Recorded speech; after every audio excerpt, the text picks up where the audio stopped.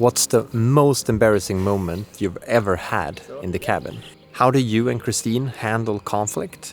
Have you ever had a major fallout with a fellow creator? And how much money do you make on YouTube? These are just some of the very personal and maybe even eye-opening questions I will be answering in today's video.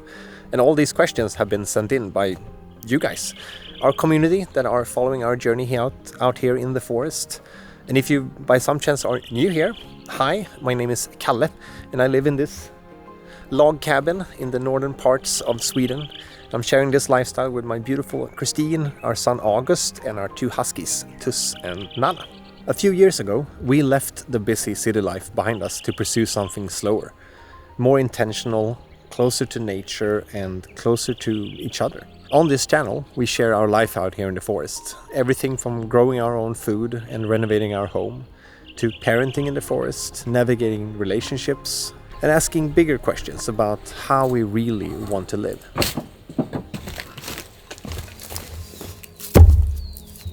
The very first question is, what's the most embarrassing moment that ever happened to you at the cabin? And funny enough, it actually happened right here while I was cutting firewood. It was the very first summer I lived here, and I was standing right here, but my back against that way, so I was facing this way, basically. I was standing here, it was middle of summer, super warm, so I was standing in my underwear, I had my headphones on, I was cutting firewood. I had Rammstein blasting in my headphones. I was really feeling it, like really got into it, started like, you know, dancing, half singing, screaming to the songs. And then someone knocked on my shoulder. Like, I stood right here and then felt this. And it was one of the summer guests living a few hundred meters away from here. He just wanted to introduce himself. So yeah, never felt more embarrassed in my entire life. Like, and then I had to have this conversation with him, like half naked until I realized what was actually going on. And I was like, "Can you hold on 2 seconds? So I can get dressed and then we can continue talking." Next question is, looking back at your journey at the cabin, would it have been easier having a partner from the very beginning? Both yes and no. I wasn't ready to have a partner back then. I was going through a severe depression at the time, and I think that's also the reason why I started looking for cabins and an alternative lifestyle. I needed a change, I needed something to happen in my life. So I wasn't ready for a partner back then. But I do wish that Christine and I had met somehow either way before I found the cabin, so we could have found a place together. So it's not me who found the cabin and she had to move into the cabin because this is the place I want to live at. So yes and no, I guess. But I'm very happy I got this alone time with just me and Tuss living here in the cabin from the beginning. I needed that to develop into the person I became later and the person that Christine fell in love with, because she wouldn't have liked the person I was beforehand either way, I would say. I think it's healthy to spend some time alone as well, to kind of figure out who you are before you move on to your next adventure in life. To answer this next question, I think Christine should be here, but I think, or I can almost guarantee that she would approve of my answer, and I almost know what she would answer if she were here. Because the question is, how do you and Christine handle conflict? Are there some like major things, core things that you disagree on? Short answer, yes. We absolutely disagree about a lot of things. We used to argue way more in the early days of our relationship. We've been together for 5 years now, and we have learned slow and steady how to communicate with each other, because we are two people that are quite have a lot of temperament, both of us. We're very passionate. We like to speak our mind, and that was quite challenging in the beginning. So we have slowly learned during these years how to actually talk to each other, because Christine has a past of her own, I have a past of my own, and those two pasts looks very different from each other.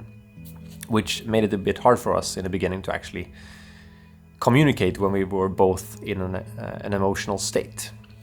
But we have really grown together as a couple. I'm very proud of how far Christine and I have got together, and we can actually talk like adults, which is quite a relief, and I'm happy and really proud of where we are today. But that doesn't say we don't argue. We just argue in a different way today. Today we realize we're always on the same team. We're fighting for the same thing in life, like we're striving for the same goals.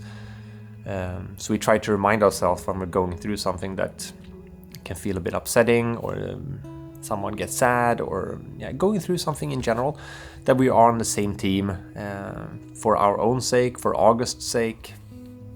So realizing that and being able to sit down and talk with a normal speaking voice, even though you're pissed off or mad or sad, that was the key for us, I would say. And when it comes to things we disagree on, actually leads us into another question I got as well, which was, what's one thing that would surprise us about you, Kalle, that you haven't showed before? I'm sitting in it right now, and I'm questioning if I should show this or not, because it might change your view on me from you guys. Maybe you look at me in a different light. Because in reality, every time you see these videos on YouTube, it's very clean in the cabin. Everything looks so nice and cozy. Every time we have guests here, it's very clean, nice and cozy. When Christine is here, clean and looks very nice. In reality, as most of you know, I live here mostly by myself, and Christine lives in another house while I'm renovating this cabin to come up to a better standard. But me, as a man and a guy, I really don't care about cleaning. It's the most boring thing on the planet. And what I think is clean is very different from what Christine thinks is clean, which makes it a bit tricky sometimes. Because I can live in a complete mess and don't care whatsoever. Maybe you can even see the kitchen from here, but it's just filled with dishes from over a week ago, easily. I have to embarrassingly admit, shit, I don't even want to show this mess. But yeah, this is an honest video, and I should share the reality. So this is something we quite often disagree about, me and Christine. That I think like, oh, what do you mean it's clean in here? And she just walks around like, what is this thing doing here? How can you say this is clean? And I think generally speaking, I think most women would agree with Christine, and maybe most men, maybe not all of you guys, would agree with me. But let me show you what it looks like. So this is just a glimpse of it. You know, plates of dishes, little towel here, dog food, trash bag right over there, package, camera gear. I have I don't know if you can see it over there at the computer, is a whole bucket of ice cream that has stood there for at least a day or two. In here, a lot of dishes that has been standing for, I don't want to even admit how long. And this is what the entry to the cabin looks like right now. A lot of tools just laying outside because I'm working on a bit of a secret project. So quite messy, or very, very messy. I can't show you behind you. It's behind me. It's even more messy behind me. But if I show you that, I will reveal the project I'm working on, and I will save that for later. Next question is, what is your top 3 things about living in nature? I would say is the both lack of sound and also the explosion of sound. And what I mean by that is lack of sounds when it comes to like city noises like cars and trains and people, I guess, as well. And the explosion of sound, I mean all these bird sounds that I hope you're hearing. Very springy, and we have the stream running down straight there, and it's a babbling brook, if you call it that. That's one of my favorite things, sound, both lack of it and also the counterpart, I guess, as well. Otherwise, I would say the lack of people, being alone. I can step out on the lawn completely naked. I don't have to care about who sees me or what happens around me. It's just us here, which I absolutely love. Third thing would probably be the clean air. It's a major difference when it comes to when I visited friends and family that lives further away. Then you realize how clean this air is compared to their air. Because every time I'm stepping out of the car, say I've been driving from them all the way up here again, and the first time always, even after like 7 years living here, every time I'm stepping out of the car, like I get reminded of like, oh, okay, this is what it's supposed to smell like. It's the best scent on the planet. Wild and fresh, somehow. And now 3 animal-based question, quick ones. First one, has an owl family moved into the little box that you put up on a tree a few months ago? Boring answer is no. An owl hasn't found the box yet. I was there a couple of days ago and there was still nothing there. You're not always successful that they're gonna find it the first year. It's gonna be there for a lot of years, so they have time to find it, but hopefully soon. Next one is, have you seen any wild animals lately? Yeah, just a few days ago I was in the forest putting up one of our wildlife cameras, and while I was just hiking out into the forest, a mama moose with her little calf ran straight by us, just maybe. It was a few meters away, absolutely, so we were completely safe in that regard. But the dogs freaked out because a mama moose is the most dangerous moose, because she's gonna protect her calf.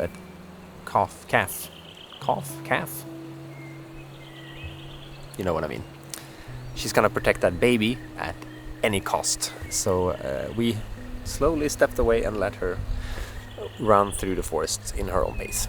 Next one is, do you still have a tenant living under your cabin? We had called a Marden visiting us, not only visiting, actually living under the cabin for quite some time. I haven't seen it in a while, and I haven't seen any signs of it living there either, because I think it was living there during winter time mostly, because there was a lack of food, and I was serving a lot of bird feed and seeds and stuff over here. So I think it ate that and a lot of other things, the mice living under our cabin and around us here. So they had probably a good feast around here. But now when all the snow is gone, it probably has a whole forest to feed from, and it doesn't need to live here anymore. Next question is, when was the last time you were on an actual holiday and vacation? Can you see that it just started snowing?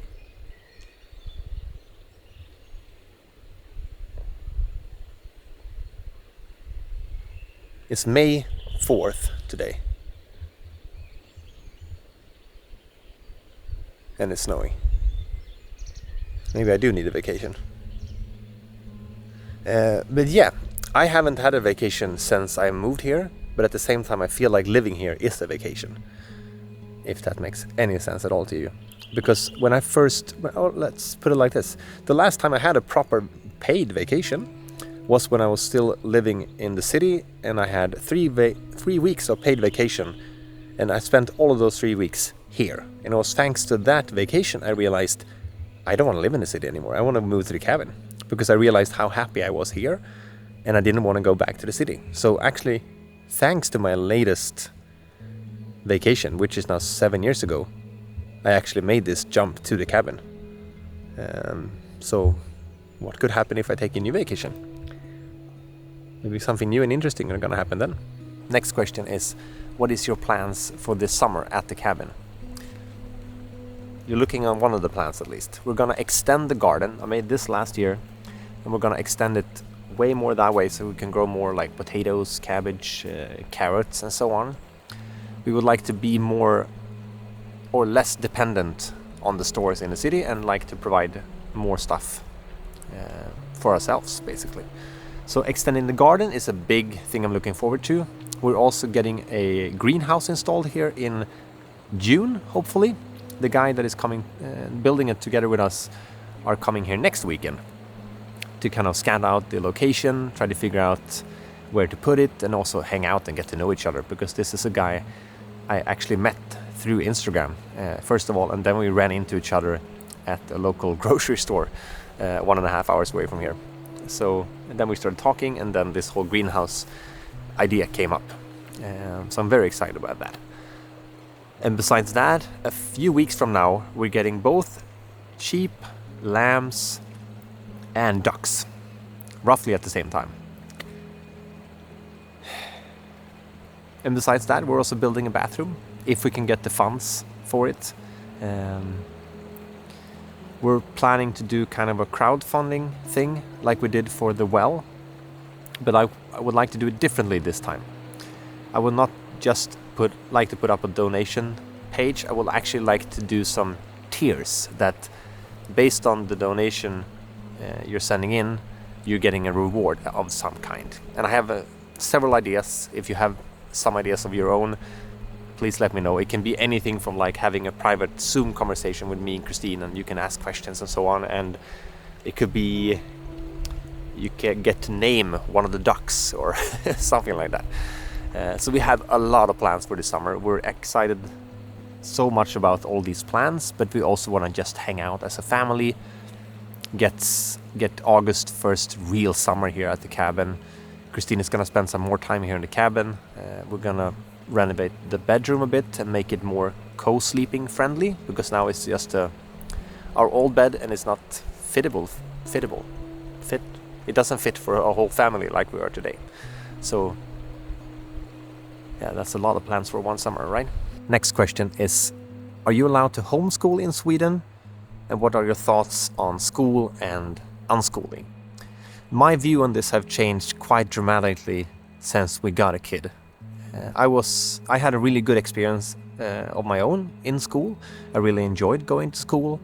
I never went to kindergarten because my mom put in the effort of keeping me at home, because she ran her own company, and then she could have me at home, so I didn't have to go to kindergarten. So I was very fortunate on that end. Christine had to go to kindergarten because both of her parents had to work in a different kind of job, and they couldn't stay at home and take care of her in that aspect. But my view had changed. The way my view has changed also got more aggravated just a couple of days ago. One politician here in Sweden, we send kids, it's mandatory school from year when they're 6 and going forward, so to speak. But it's voluntarily if you want to put them in kindergarten or not, which is from basically 0 to 6 then. But this politician went out and said she want to do it mandatory with kindergarten from the age of 3. And that pissed me off beyond anything I've ever felt, almost, because we've talked about this before, but if they can decide to take our child from us and put it in kindergarten, which we don't want to. We had a kid because we wanted to spend time with him. We want to raise him. We don't want someone else to raise him. We are running our companies.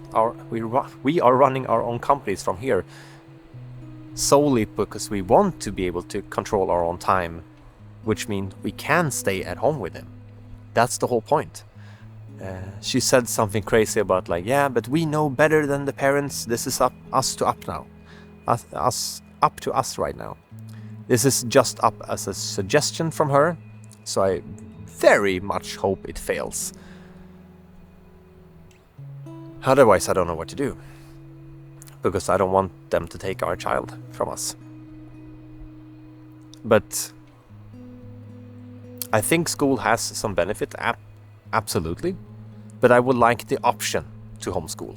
I don't want to send in to school 5 days a week, maybe 2 days a week, 3 days a week. That would be the optimal thing for us, I think. So for him to go away, enjoy his own time with friends and so on, and we can get some time here, me and Christine, in the meantime, and work on some stuff. because I think it's important for him to get his own life as well, but he doesn't need that right now. He's 1 year old. We want to keep him home as long as humanly possible.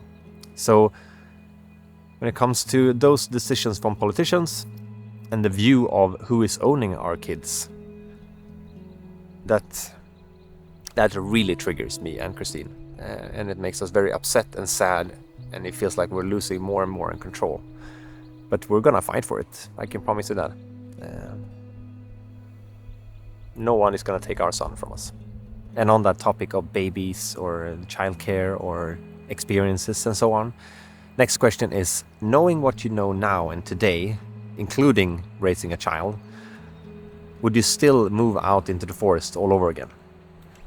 Yeah, easily. It's the best decision I have ever made for me and my family, even though I moved here before we had a family. But I don't regret it one day. I can still have days where I'm thinking like, what am I doing? We're not raising enough money to keep this sustainable.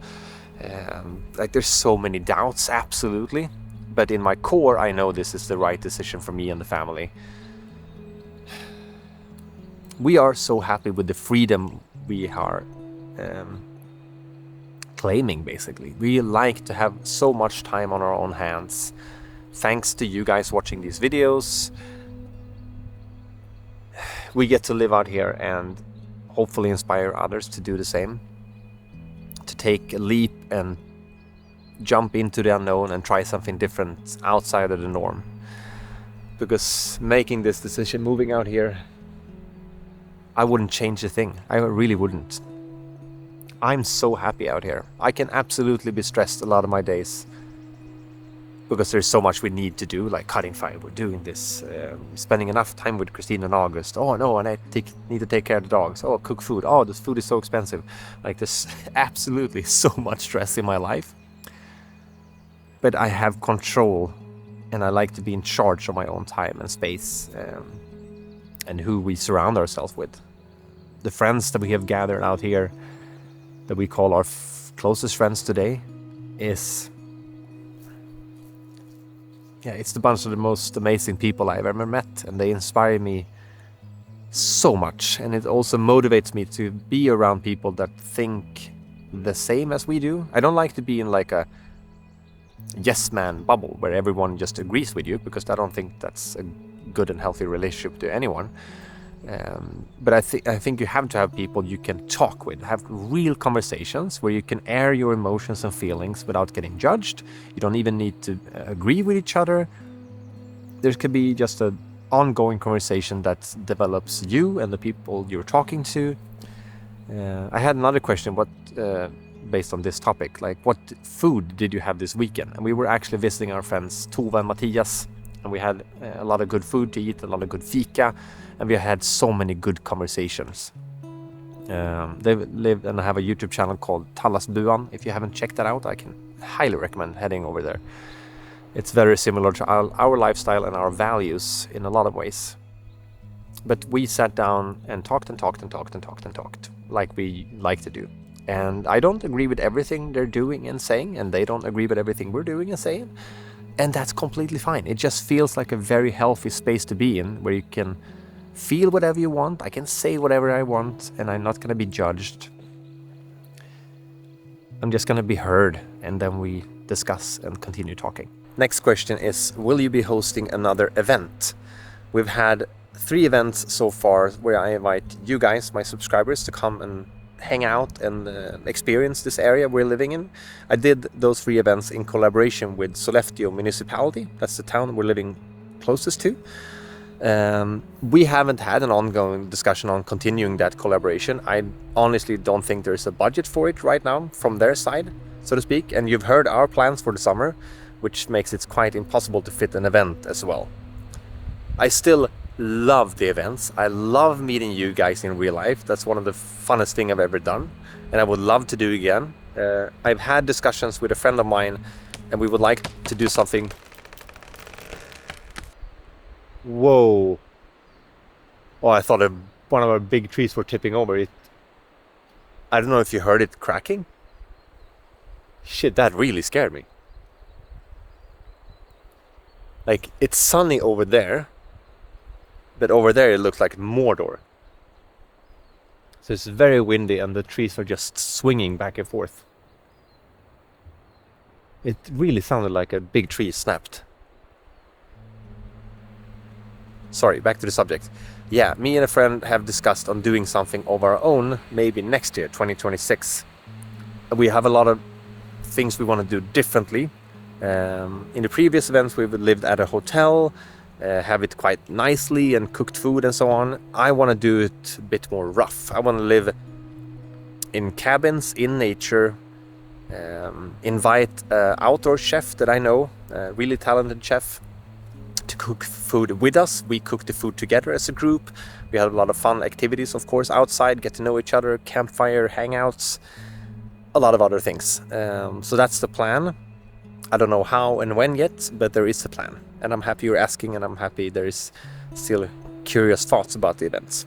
Next question is, do you think if you get more kids, will you move to a bigger town or community? No. And yes, we're hoping to get more kids in the future. That's also one of the things we're disagreeing about. I would like 1 more kid, so we're having 2 in total, and Christine would like to have 2 more kids, which makes it 3 in total. This is an ongoing discussion here at home, but we'll see who wins in the end. I have a feeling it's going to be Christine. I have nothing against having more kids. I just see how much time and work it takes, and I want each kid to get enough attention and time with us as much as possible. So I think it should be fair to the kids as well. But no, we won't be moving to a city or town. We have a lot of friends nearby. We would like even more people. We would like even stronger and healthier community out here, absolutely. We actually did a video about that 1 or 2 weeks ago, where we talked about what our ideal community would look like. And I have never received so many emails from one single video before. It was basically people sending in applications and resumes, pitching themselves as possible parts or possible people we could consider moving here and joining our community, which made me both happy and a bit scared, because what I said in that video was that I love it here so much, and I am a bit afraid of inviting people here. But I got very happy for all the emails, very happy to hear that a lot of people are sharing our thoughts and values. But no, we won't be moving to a bigger town or something like that. But we would of course like to be more like-minded people around in this village where we're living. We have a super healthy relationship to our neighbors, but most of them are 60 or 70 years old, and there's nothing wrong with that, absolutely not. But we would like some younger families around our age as well. I think you need all ages to kind of create a good community, everything from like really young kids to really old people, because I think that's what a village should be contained with. No, that's not the word. Yeah, a community should be from young kids to older people in one big happy family.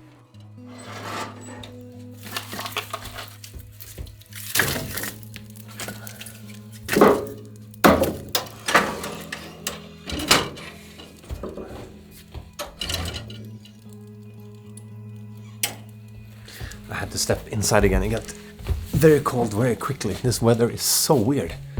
It's like beginning of May and it's very, very cold. Like, we haven't been home this weekend, so I haven't made any fires, obviously, but it's very chilly. You know, we live in an uninsulated cabin, so it's not exactly warm when we come home. We need to get some fires going and get the logs really warm, and then we can keep the heat going. But when the cabin is already cold from the beginning, it's quite challenging to come home to. But next question is something completely different. How do you earn money? And that's a question I always get, and I do understand it. You're watching what I'm earning money on, basically. It's thanks to YouTube and the views from there. That's one of our incomes. It's a bit of money, but not that much at the moment. Like in April, I earned I think it was $900 basically for an entire month. so it's not very much. I also have a Patreon page where I have amazing supporters that are supporting us financially for getting bonus materials and so on. You know, and that I talked about earlier that I have a secret project going on outside. I will be sharing that on Patreon tomorrow, on the 5th of May. Yeah, 5th of May. Then I will be sharing the behind the scenes of what's going on here on Patreon as a thank you for people actually supporting us there. Other incomes are that we're selling prints, photos basically, that we've taken around here in either in the cabin, outside the cabin. We have pictures of northern lights, nature shots, and so many other things. So you can check that out in the link down in the description if you want to learn more about it. What more do we do? We have my ebook that is selling a few copies each month. I wrote that 2 years ago, and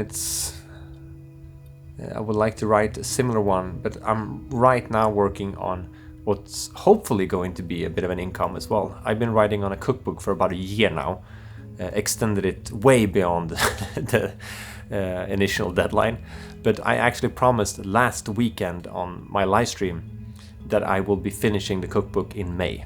So that now I promised it on the live stream, and now I'm promising it here on the video. It's a cookbook filled with 10 recipes.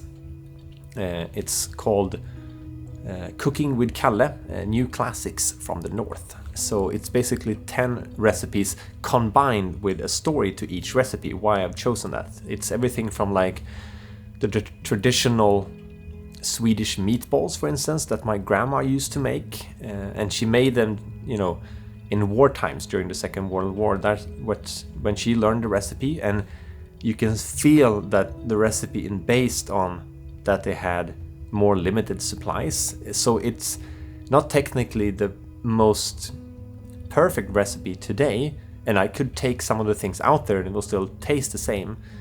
But I like to keep all of those things because the food then has a bit of a history in it, if that makes sense. So each recipe is not just a recipe, it actually filled and packed with personal stories. Some of these recipes are the stuff that I've come up with myself, and some of things that I got from my grandparents, basically, and parents. So it's a mix of all different things. So that's now officially coming in May.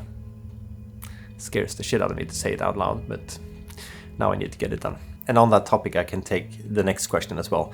What is your favorite food to make? And that's to Christine. She would know exactly what I'm about to say now.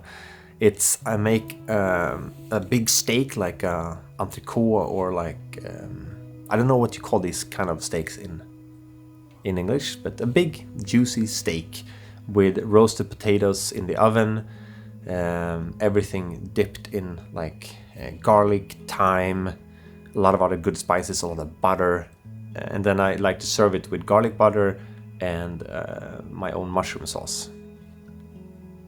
That's perfection to me, and I eat it quite often. Actually, it's my favorite food, and I make it, quite a lot. And it's not a bad favorite dish to have, at least I would say. But the problem with making pancakes and steaks and so on here in the cabin, we don't have a kitchen fan, and we have a wood burning stove to cook our food on, which makes all the oozing, the smoke or whatever you want to call it, coming out of the meal you're prepping or cooking. Ends up in the entire cabin. So everything is just like slightly greasy. All the plates, all the open shelves in the kitchen are a bit greasy.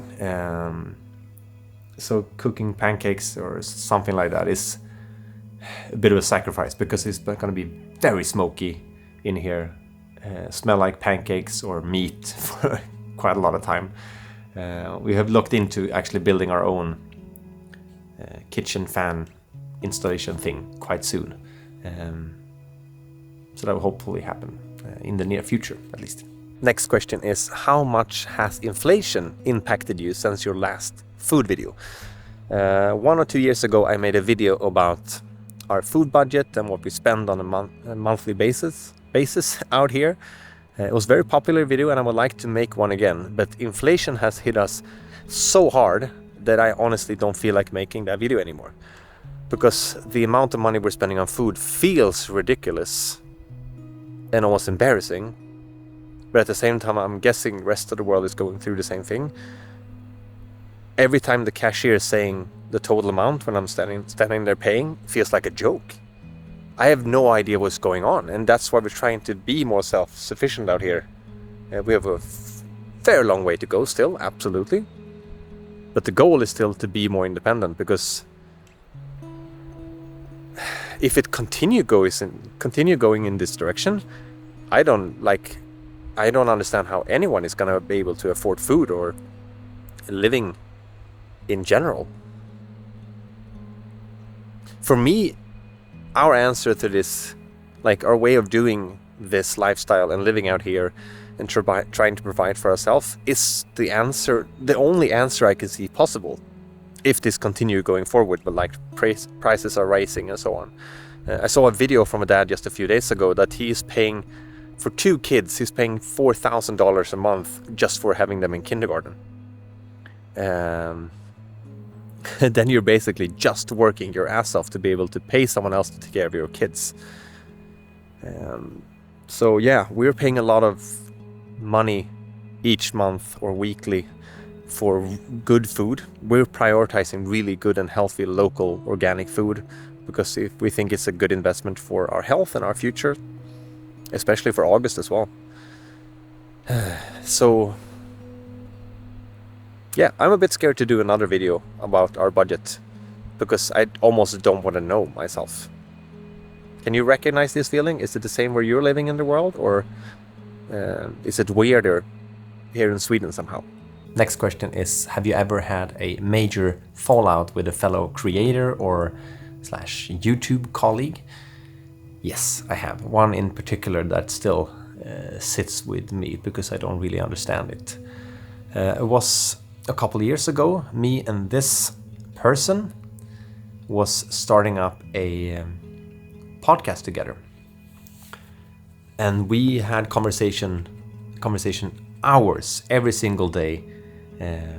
We have recorded the trailer, the name was completed, the strategy for launching it was completed, everything was just ready to launch. And we talked, like I said, hours every single day. We became really close friends on a short time. And then, out of nowhere, I get this a message from this person in the chat that we're always using. And this person said, I don't feel like, or I can't do the podcast anymore. I wish you the best of luck in the future. And I was like, what do you mean? And I wrote back and said, like, this feels like you're breaking up with me. That's what it felt like back then. Never got a response or an answer on what happened. I have no problem with a person quitting a project that you're about to launch. Things can come up in life, and that's absolutely fine. But leaving me hanging with no explanation, I had no idea what happened.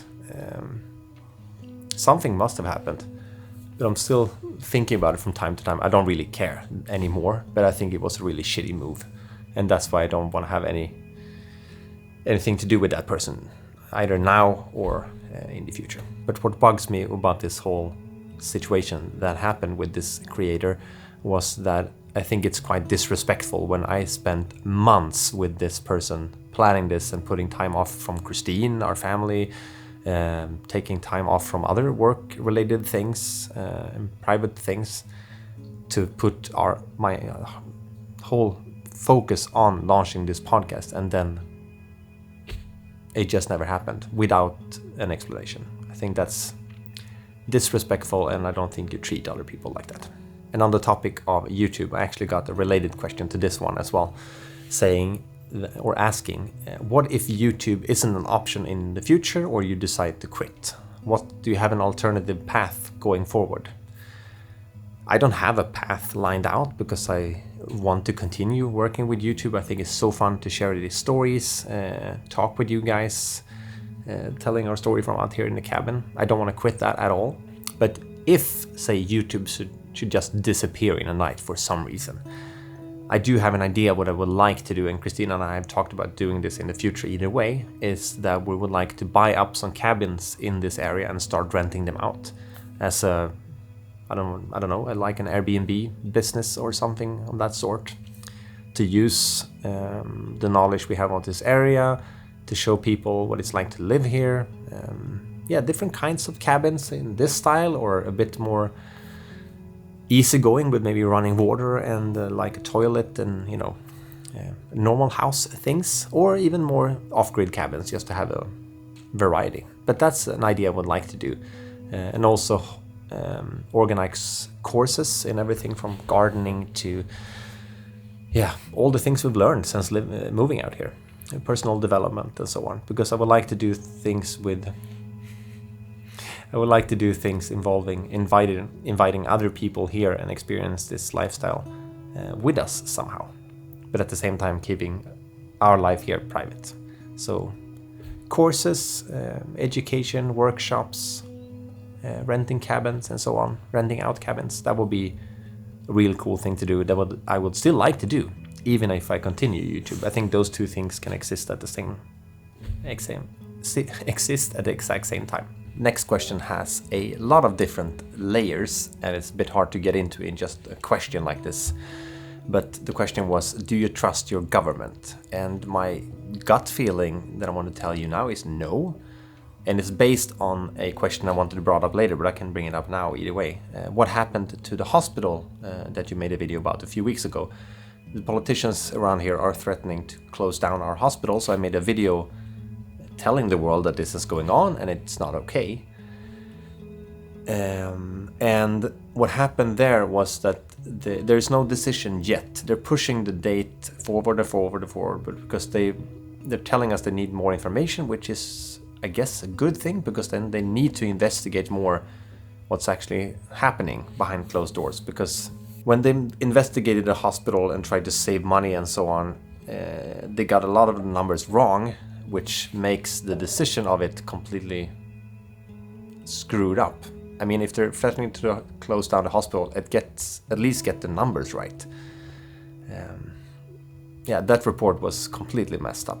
So they haven't taken a decision yet, and that's what I said when you said, or asked me, do you trust your government? And when I think of government, I also think of politicians. In that video, I think I talked about that I voted for a specific party and a specific person in that party that promised and got elected based on that he was going to protect the hospital, and not only protect what they're going to shut down, but also start up the areas of the hospital that they shut down a few years ago when I moved here, 2017, like the maternity ward and so on, that we need out here. The politicians are at the same time talking about, we need the countryside to start growing again. We want people to move here. And then, on the other hand, they're saying like, oh yeah, by the way, we're closing down the hospital. Do you think people are gonna move here then? It's so contradictory. I don't understand it at all. But that person that I voted for, at least, I elected him because he wanted to do those good things that I really value. And for some reason, in the middle now of his term, they're elected for 4 years, and now it's been 2 years roughly, a bit more, 2.5 maybe. And now he has completely changed his mind. Now he wants to shut down the hospital and save money. I mean, it should be illegal to change your view or your opinion about something like this mid-term. It's completely fine if you change in the next election, like you go out and say, you know what, I've changed my mind, I want to do this instead. That's fine. But what is the point for me to vote on something if you're gonna change your opinion midway through the election? Then I've actually put my vote in the complete opposite of what I actually voted for. So no, I don't have so much trust in the government in general. The kind of food they allow in our supermarkets is not something I support. We talked about they want to put our kids into kindergarten from age 3. There's so many decisions that are just going in a complete opposite direction of what we would like, at least. So there's not that much trust. Next question is, many people admire the physical aspects of your lifestyle. Can you tell me an instance where the mental challenges has been tougher than the physical ones? And the first thing that comes to mind is when I first moved here. Like I told you before, I was going through a very heavy depression from a breakup back then. I had no idea what to do with my life. I had to go to therapy for 1.5 years to trying to figure a lot of stuff out. When you go through such a tough breakup with a person, I felt very half for a very long time. Like, if you're together with a person and that makes you a circle, if that makes sense. And then when that person leaves, you're half. And I didn't know what my other half would consist of. I felt very half and empty and lonely and sad. And I didn't know what to do. So that was my biggest mental challenge back then. This was back in 2017 when I first moved here. I moved here in 2018, but I bought the place in 2017. And back then it was just me to begin with here. And then I got Tuss, and we lived there alone for a very long time before Christine moved in, and then Nala, our second dog. But I remember sitting here a lot of times in front of the fire, somehow so incredibly depressed, but at the same time so thankful for feeling happy for so little. I was sitting here in front of the fire, keeping warm, and I was walking Tuss and hanging out with her. That's what I was doing during my days. I didn't have a steady job back then. I got money thanks to working for an event firm, organize events for different companies. And I only did that a few days a month. So I traveled back to the city 6 hours away from here every time I went to one of these events. And it killed me every time I had to do it, but I also knew that it kept me floating out here. It was very low effort, not low effort, but it was very I lived on the bare minimum back then. I ate a lot of porridge. It was freezing cold because I hadn't had time to cut up enough firewood for the winter. But somehow it made sense still to be here. I absolutely questioned it a lot, many times. But that gut feeling, when it's so strong that you're I know this is the correct thing to do. But the mental challenge was also yes, I have found this place and I'm happy here. But am I ever going to find someone else to share this with? Because I truly believe, that old quote, happiness only real when shared. And I got to share it in the beginning with Tuss, and that was lovely in itself, but sharing it with another human being is of course on another level. And I knew I wanted a family one day, so I was super worried that no one would find me or this place attractive.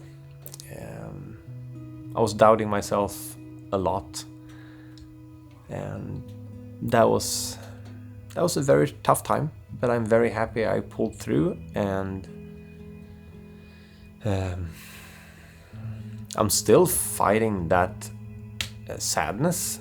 That's what we talked about in therapy back then, was that kind of sadness never really leaves you. You learn to live with it, and today I use it as a strength instead. I can still get really sad over that and other things still, absolutely. But I feel happy and proud of myself that I actually took care of it. My mom actually helped me to seek therapy. I wasn't even capable of finding someone when I was so low. I lost so much weight in such a short time.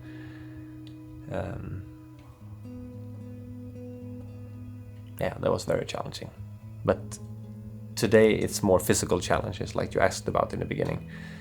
Cutting all the firewood, walking the dogs, renovating and so on. It's super tough on my body. I can feel I've had severe back pain for a lot of weeks now.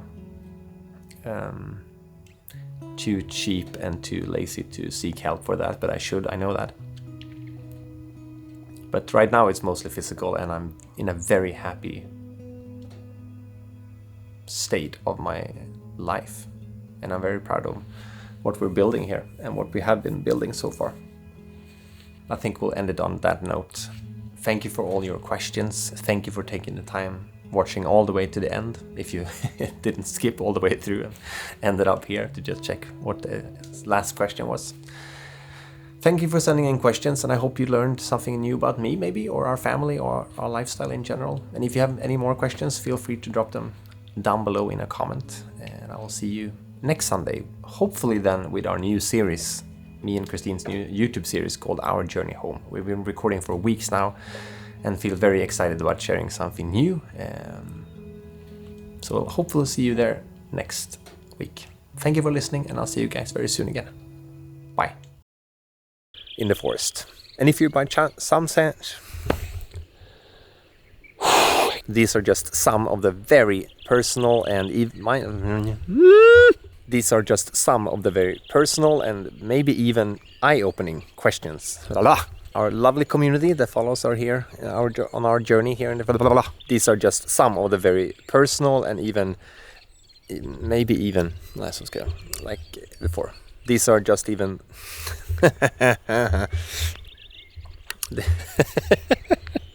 oh, I'm too tired for this.